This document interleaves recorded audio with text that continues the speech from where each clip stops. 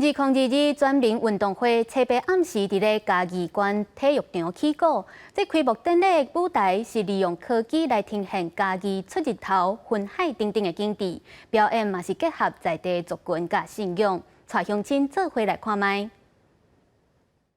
用地方信仰甲族群文化做表演的主题，结合投影甲灯光的科技设备，111年的全民运动会。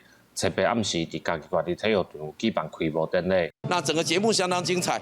那开幕典礼整个用声光科技的效果，那也带进来整个嘉义的进步。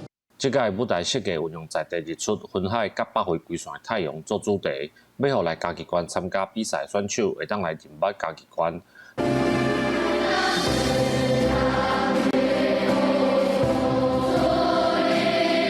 而且开幕时阵的国歌嘛运用做作的歌曲重新编曲，唱出无共的感觉。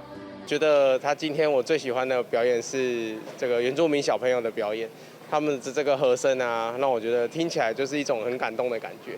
我们的国歌改编，让令人家耳目一新，加上原住民小朋友的演唱，还有后面美秀乐团的表演，让我们家很期待。总统蔡英文参加开幕典礼时阵表示。全民运动会是台湾体育界正重要的比赛，希望透过政府推广体育发展，民众会当更加加以运动，建立全民运动的风潮。